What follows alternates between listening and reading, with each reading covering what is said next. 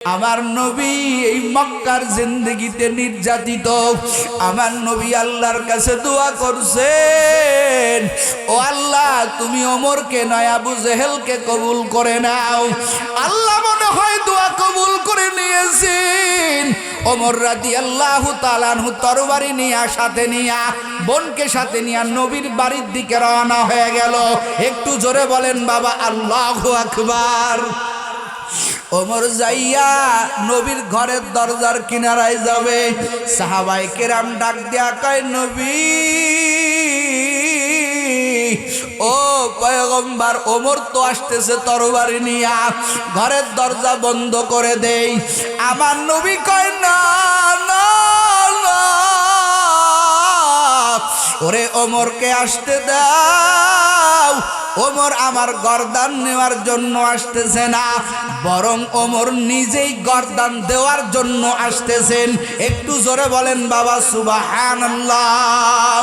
ও কলিজার যুবকেরা, দরজার ভিতর দিয়া ঢুকিয়া যখন ওমর ঢুকছে, ওমরের খবরের মাজার চাদরটা নবী আমার টান দিয়া বলে, রে উমর এখনো কি সময় হয় নাই কালেমাটা পড়ার?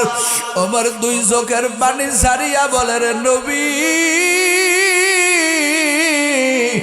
ও পয়গম্বর, সময় না হলে কি এমনে এমনে আপনার দরবারে আসছি।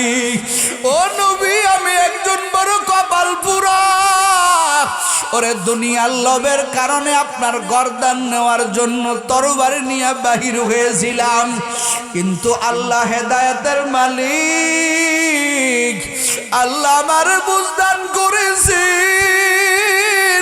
ও নবী এই যে তরবারি আপনার কাছে রাখলাম, আমার গর্দানটা উড়ায়া দেন।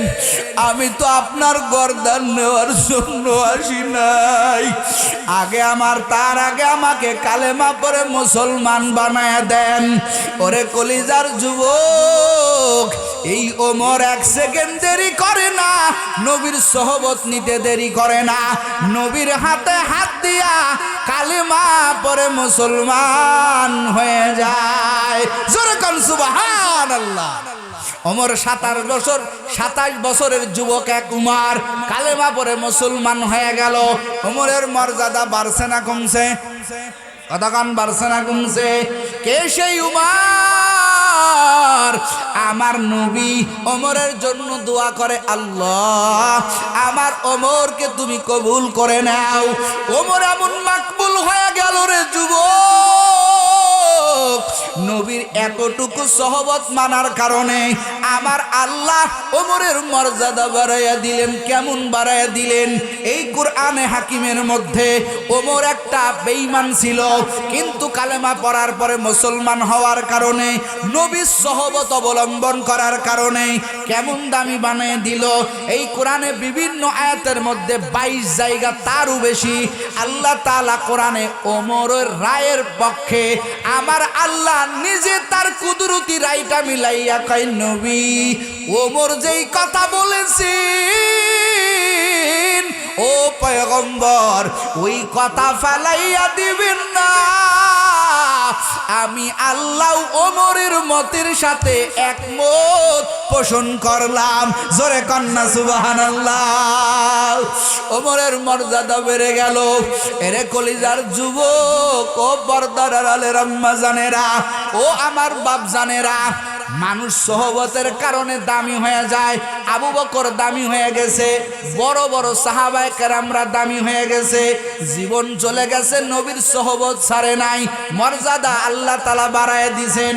আব্দুল্লাহ নামক এক সাহাবী, করুণ ইতিহাস রে বাবা, কালেমা পড়ছে, নবীর দরবারে গেছে, এইটা তার অপরাধ। চাচা অমুসলিম, বাবা তো মারা গেছে, এখন চাচা জানছে আব্দুল্লাহ কালেমা পড়ে মুসলমান হয়েছে। একদিনকে ডাক দিয়া বলে, আব্দুল্লাহ তুই কি কালেমা পড়ছো নাকি মুহাম্মাদের হাতে? বলে হ্যাঁ। ও চাচা জান আমি কালেমা পড়েছি। বলে কালেমা ছেড়ে দাও। এখন যারা কালেমা পড়ে এরা বলেন তো জীবনের মায়া রাখে? কতক্ষণকে রাখে? আব্দুল্লাহ কাই চাচা কেমন কথা কও, কালেমা ছাড়বো মানে? তোমাকে ছাড়তে পারি, ফ্যামিলি ছাড়তে পারি, কালেমা ছাড়তে পারি না। সুবহানাল্লাহ। এরে কলিজার যুবক, চাচা দেরি করে না, মারতে শুরু করে, মারতে শুরু করে, মারতে মারতে মারতে আব্দুল্লাহর বরণের থেকে কাপড়টা পর্যন্ত খুলে ফেলছে, উলঙ্গ হয়ে গেছে। আব্দুল্লাহ দুই চোখের পানি ছেড়ে কান্দে। ভিতরে মা কিছু বলতেও পারে না, সইতেও পারে না। একটা কাপড় ভিতর থেকে চাঙ্গা দিয়ে দিছে, ও আব্দুল্লাহ, আমি তোর মা কি করব, তোর বাবা তো আজকে নাই। এই একটা কাপড় দেহের সাথে কোন রকম পেঁচা, এইখানে আর এক মুহূর্ত থাকিস না। আব্দুল্লাহর বেটা মুহাম্মাদের কাছে তুই চলে যা। একটু জোরে কন্যা সুবহানাল্লাহ। ওই সন্তান দেরি করে না। কিতাবের মধ্যে, হাদিসের মধ্যে আসেন, এই সন্তান কোন রকম লজ্জা স্থানটা ঢাইকা গভীর রাত নবীর ঘরের দরজায় আইসা দাঁড়াইয়াছেন। নবী আমার তাহাজ্জুদের মুসল্লায় ঘরের দরজা খুলছে, তাকাইয়া দেখেন আব্দুল্লাহ নামক ছোট্ট সাহাবীটা দাঁড়াইয়া আছে, জীর্ণ শীর্ণ অবস্থায়, কাঁপতেছে, রক্তাক্ত শরীর। নবী আমার ডাক দিয়া কয়, আব্দুল্লাহ রে, তোর এই অবস্থা কেন? আব্দুল্লাহ কান্না করে আর বলে, নবী,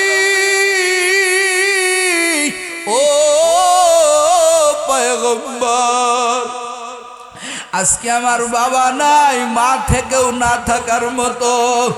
আপনার হাতে কালেমা পড়ায় আমার অপরাধ, এই জন্য চাচা আমাকে মারছে। আমার বরণ থেকে কাপড় পর্যন্ত খুলে নিয়েছে। ওরে আমি জীবনটা পর্যন্ত দিয়ে দিতে রাজি। নবী আবার, আমি কালেমা ছাড়তে রাজি না, আপনার সহবত ছাড়তে আমি রাজি না।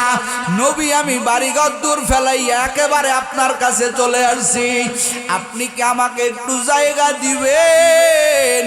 আমার নবী কয়, আব্দুল্লাহ, কে বলছে তোর কেউ নাই? আজকে আমি তোর গার্জিয়ান। একটু জোরে বলেন না আল্লাহু আকবার। আমার নবী কয়, যা, ওই মসজিদে নববীর মধ্যে আসহাবে সুফফার একটা কাতার আছে, একটা দল আছে, আজকের থেকে তুই ওখানে থাকবি, ওখানে খাবি, ওখানে পড়বি। আব্দুল্লাহ ওখানে থাকতে শুরু করে, কষ্টের জীবন, যা পাই তা খায়। কিতাবের মধ্যে পাওয়া যায় একটা মাত্র চাদর কাপড় খেজুরের কাটা দিয়া কোন রকম সেলাই করিয়া কষ্টের ভাবে জিন্দেগি যাপন করে। আর মসজিদে নববীর মধ্যে মাঝে মাঝে চিল্লায়া কয় আল্লাহ। একদিন কোমর আইসা আব্দুল্লাহরে ধমক দেয়া কয়, এ আব্দুল্লাহ, আল্লাহ তো বলবা, একটু আস্তে আস্তে বলো। আমার নবী কয়, ও উমর, আমার আব্দুল্লাহরে ধমক দিবি না, ওর জীবনে অনেক কষ্ট, ওর মন খুলে একটু আল্লাহকে ডাকতে দে। একটু জোরে বলেন বাবা আল্লাহু আকবার। একদিনকে নবী যাবেন একটা জায়গা, এবার আব্দুল্লাহ কয়, নবী, আমিও আপনার সাথে যেতে চাই। আমার নবী বলেন, চলো, আমার সাথে চলো, তোমাকে নিয়ে যাব। ও নৌকার যুবকেরা, ও পর্দার আড়ালের আম্মা জান, আব্দুল্লাহর নিয়া নবী রওনা হয়ে গেল। ওইখানে যাওয়ার কয়েকদিন পরে নবীর কানে সংবাদ আসলো, নবী, আপনার সেই প্রিয় সাহাবী আব্দুল্লাহ মারাত্মক অসুস্থ। নবী আমার আগায়া গেলেন, যাইয়া দেখেন আব্দুল্লাহর অবস্থা বেশি ভালো না। আমার নবী কয়, ও সাহাবায়ে কেরাম, আব্দুল্লাহর মাথাটা আমার উরুর উপরে দাও। একটু জোরে বলেন আল্লাহু আকবার। আমার নবীও কান্দে, আব্দুল্লাহও কান্দে। আমার নবী বলে, সাহাবায়ে কেরাম, আমার এই আব্দুল্লাহর জমিনে মান থেকেও নাই, বাবা তো আগের থেকেই নাই। ওর জীবন যে কত কষ্টের, ওর বাবা যদি আজকে থাকতো, ওর এই চরম অবস্থার সময় কাছে থাকতো। আব্দুল্লাহর মাথার উপরে নবী হাত বুলা দেয়, কয়, আব্দুল্লাহ, একটু সহ্য করো। কিন্তু আব্দুল্লাহ তো মরণ ব্যাধি শুরু হয়ে গেছে। আস্তে আস্তে নবীর কোলে আব্দুল্লাহ কান্না করে আর নবীর করে চিরদিনের জন্য ঘুমায় যায়। আহারে কেমন মরণ, নবীর কলের ভিতরে আব্দুল্লাহর মরণ হয়ে গেল। আমার নবী এবার ডাক দেয়া কয় সাহাবায়ে কিরাম তাকায়া দেখ আমার আব্দুল্লাহ আর দুনিয়াতে নাই। আমার নবী কয় সাহাবায়ে কিরাম রে, আমার আব্দুল্লাহর যদি বাবা থাকতো বাজার থেকে কাফন আনতো। আমার আব্দুল্লাহ কত কষ্ট নিয়ে আমি নবীর সোহবত পাওয়ার জন্য বাড়ির মায়া ত্যাগ করিয়া ঘরের মায়া ত্যাগ করিয়া আমার কাছে আসছিল।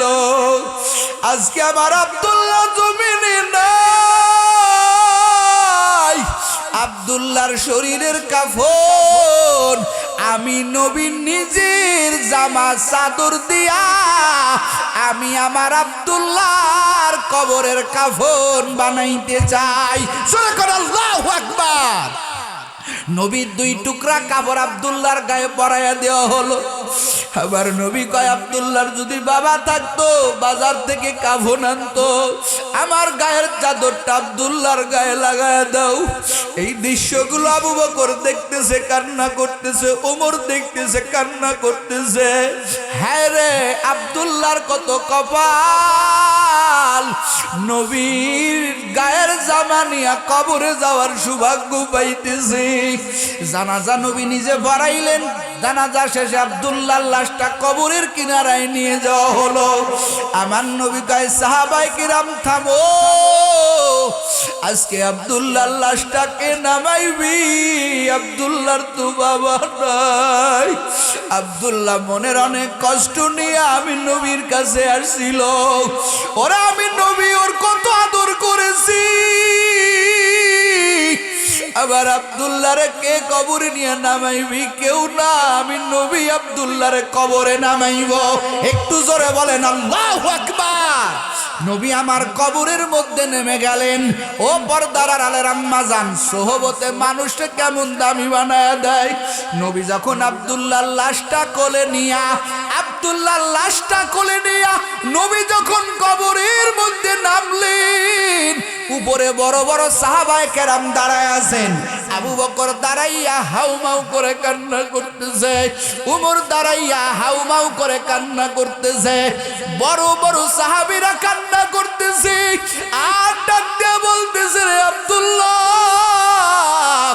এই কবর যদি তোর না হইয়া আমি আবু বকরের হইতো কত সৌভাগ্য হইতো।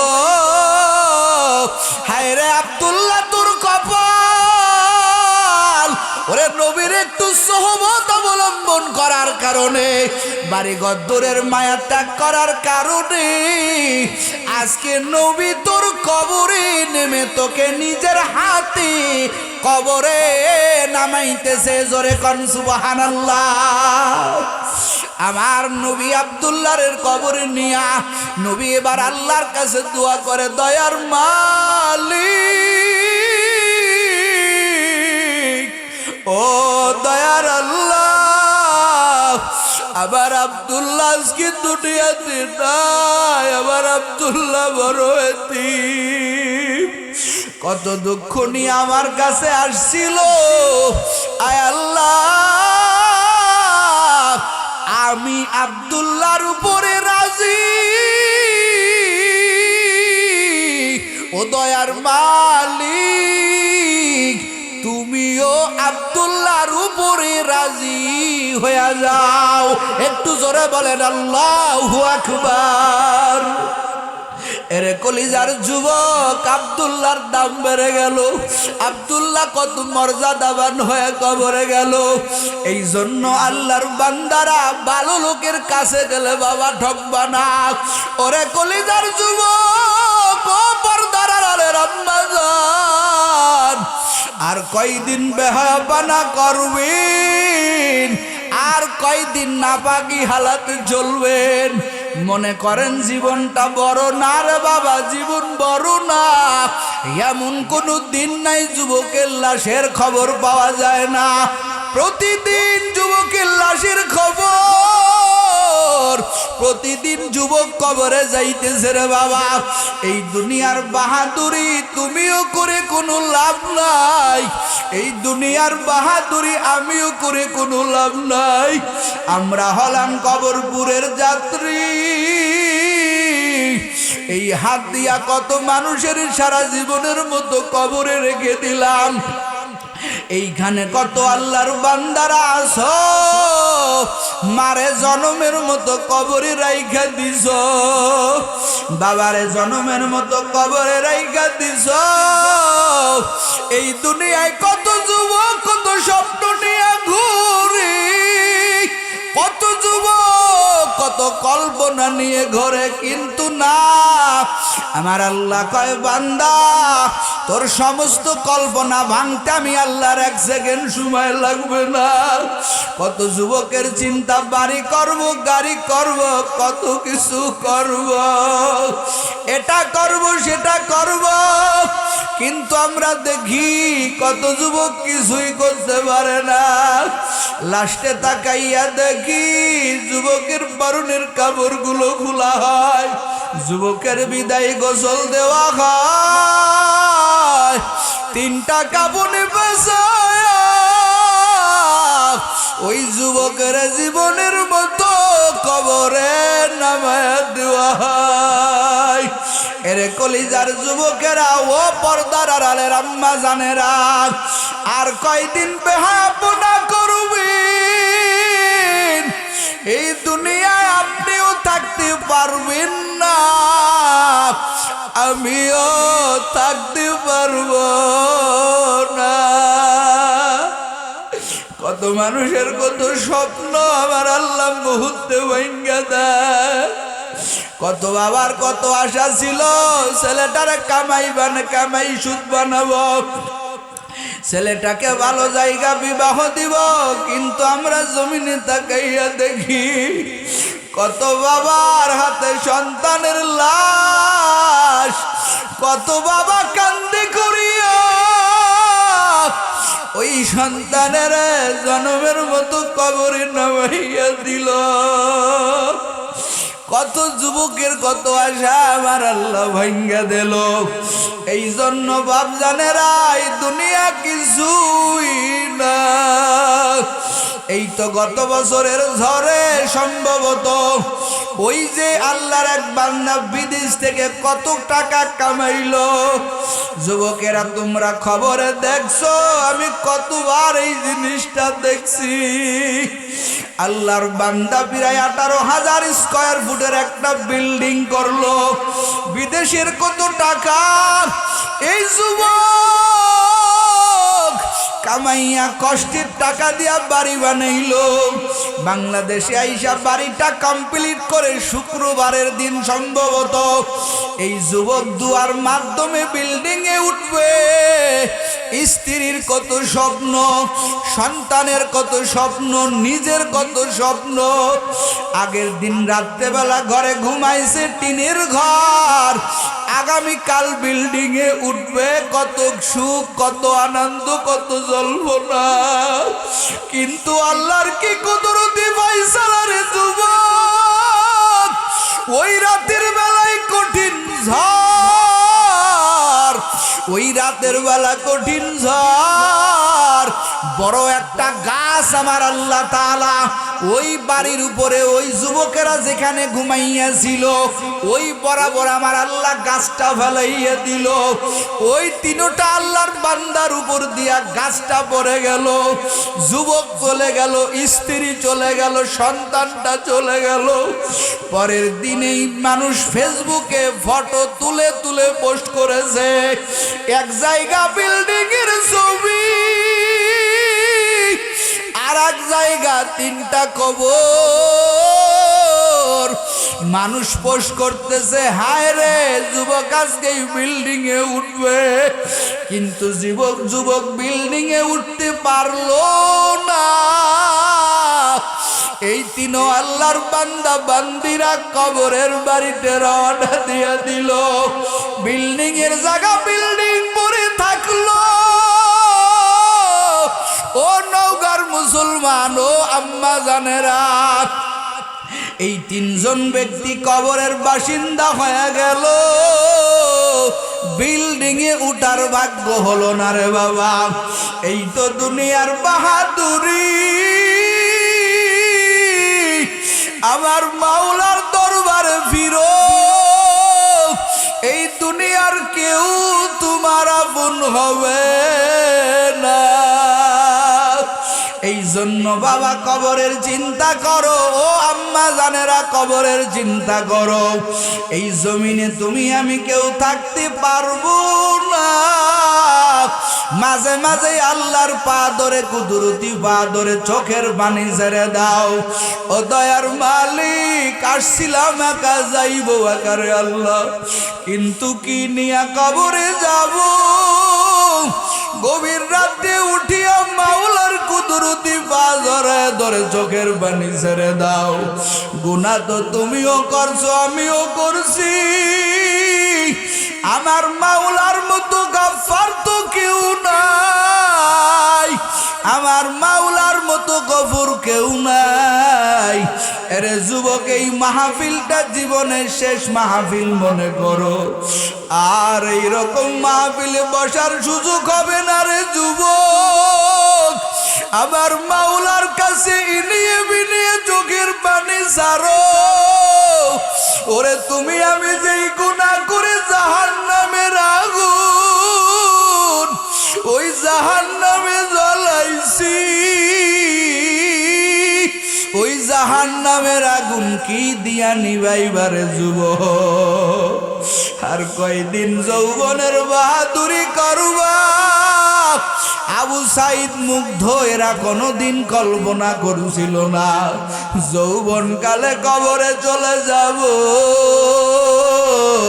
ও আল্লাহর বান্দারা, ও কলিজার যুবকেরা, এরে আমার বুড়া বাপ জানেরা, তোমার চাইতে কত কম বয়সী যুবকদের লাশের খবর তুমি দেখেছো? আল্লাহ তোমাকে হায়াত দিয়েছে। ও বাপজানেরা, বিড়িটা নিয়ে সময়টা নষ্ট করো না, নিজের জবানটাকে হারাম বানায়ও না। আজকের ময়দানটা তওবার ময়দান মনে করো, তোমার আমার জীবনের শেষ ময়দান মনে করো রে বাবা। এরে পর্দার আড়ালে আমার আম্মা জান, আর কয়দিন বেপরদাগিরি করবেন, আর কয়দিন নামাজ ছাড়বেন? আবার মাওলার ভয় কি আপনার অন্তরে নাই? আপনার মতো কত আম্মা জানেরা 5 বেলার নামাজ পড়ে, স্বামীর খেদমত করে, 5 বেলার নামাজ পড়ে, পর্দা করে, আপনি কেন পারবেন না? ওরে কলিজার যুবক, ও বিদ্যু বাবা জানেরা, আপনার মতো কত আল্লাহর বান্দারা 5 বেলার নামাজ পড়ে, আপনি কেন পারবেন না রে বাপ জানো যুবক? আজকের ময়দানে তওবা করেন, আর গুনাহ করবেন না। আর যুবক, দাড়িতে ঘুল লাগাইবা না রে যুবক, দুনিয়া বেশি দিনের জন্য না। এরে যুবক, সামনে রমজান, এই মাসে শাবান মাসে তওবা করো, 2-1 দিন পরে নিসফে শাবান, ওরে আল্লাহর কাছে কান্না করে ক্ষমা চাও। আমার মাওলা প্রতিদিন তোমারে আমারে ডাকে, বান্দা আমার মতো ক্ষমাকারী কেউ নাই। আলামিম মুস্তাগফিরিন ফাগফির আলা, আলামিম মুস্তারজিকিন ফারজুক আলা। ওরে কাদের খাদ্য দরকার, রিজিক দরকার, আমি আল্লাহর কাছে যাও। কাদের ক্ষমা দরকার, আমি আল্লাহর কাছে যাও। ওই মাওলারে বলিয়া থাকি ওনারে যুবক, তোমার আমার শেষ ময়দান হতে পারে, ময়দানে তওবা করো, আর অন্যায় করবা না।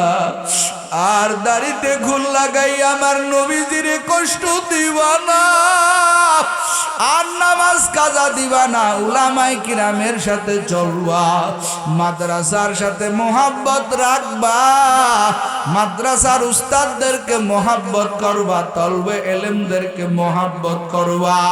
খাঁটি তওবার নিয়ত যদি হয়, তওবার নিয়তে 2 হাত আল্লাহকে দেখায়া দেন। লিল্লাহে তাকবীর।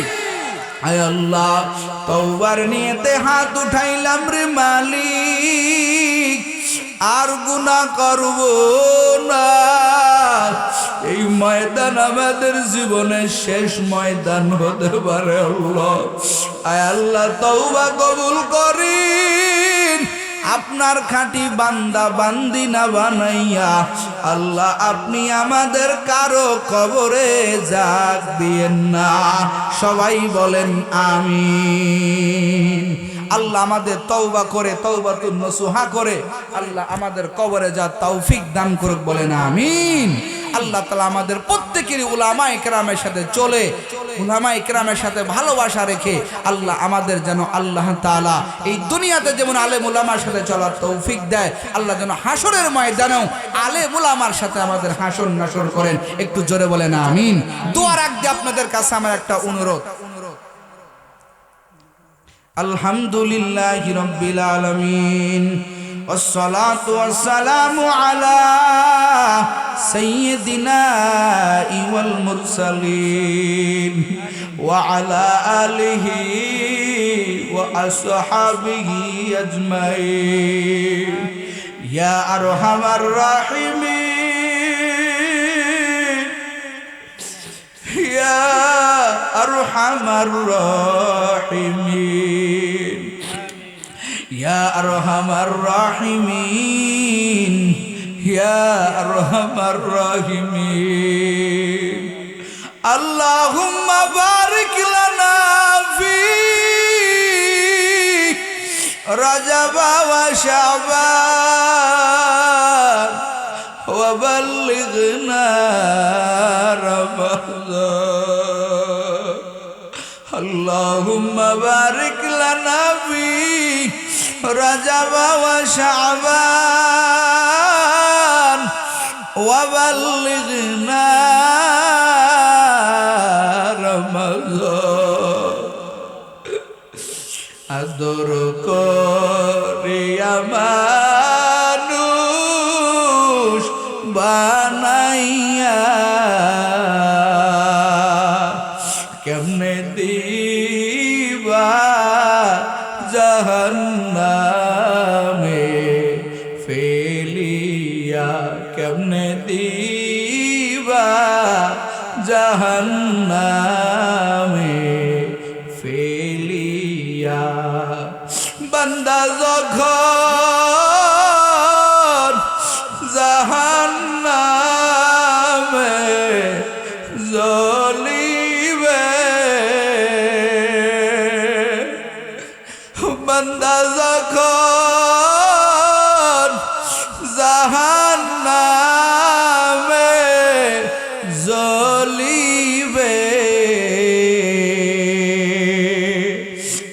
বলেন আল্লাহ কেমন করে দেখিবে, বলেন আল্লাহ কেমন করে দেখিবে।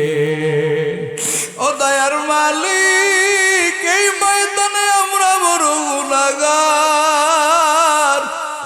ও আল্লাহ, গুনার বোঝা মাথায় নিয়ে তোমার দরজায় হাত তুলেছি।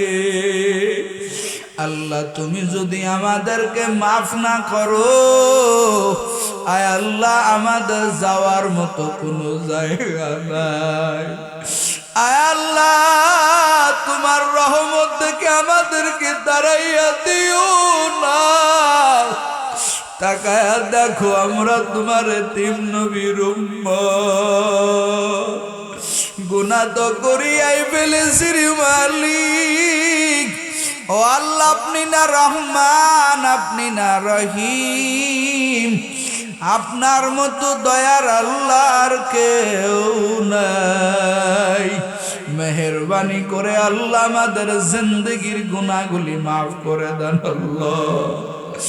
আল্লাহ এই ময়দান কবুল করেন। এই ময়দানে যারা বুদ্ধি দিয়া, পরামর্শ দিয়া, টাকা দিয়া, পয়সা দিয়া রে আল্লাহ অর্থ দিয়া যোগান দিয়া আল্লাহ কত কিছু হেল্প করে এই জান্নাতের বাগান মিলাইছে রে আল্লাহ। মেহেরবানি করে প্রত্যেকের ত্যাগ তিতিক্ষা আপনি কবুল করে নেন আল্লাহ। এই মাদ্রাসা কবুল করেন, এই মাদ্রাসার সমস্ত প্রয়োজন আল্লাহ আপনি ব্যবস্থা করে দেন আল্লাহ। আপনার গায়বী খাজানার থেকে ব্যবস্থা করে দেন আল্লাহ। আয় আল্লাহ উস্তাদ ছাত্র কমিটি সবাইকে কবুল করে নেন আল্লাহ। আয় আল্লাহ 10টা ছাত্রের মাথায় পাগড়ি পরাইয়া দিলাম। ও দয়ার মালিক, উস্তাদেরা কত মেহনত করে আয় আল্লাহ রাত দিন একাকার করে রে আল্লাহ। এদের পিছনে শ্রম দিয়া কত ত্যাগ করি আল্লাহ এদেরকে কোরআনের হাফেজ বানাইল। ও দয়ার মালিক, উস্তাদদের মেহনত কবুল করে না আয় আল্লাহ। ছাত্রদের মেহনত কবুল করে নেন আল্লাহ। আয় আল্লাহ এলাকাবাসীকে কবুল করেন। আয় আল্লাহ প্রত্যেকের এই দিনের ভিতরে ঢুকায়া দেন আল্লাহ। আয় আল্লাহ আমরা যারা হাত তুলছি রে আল্লাহ, এই ময়দানে অনেকের মা নাই, অনেকের বাবা নাই, অনেকে বড় এতিম। কতদিন হয়ে গেল একটা মা কয়া ডাকতে পারে না, কতদিন হয়ে গেল একটা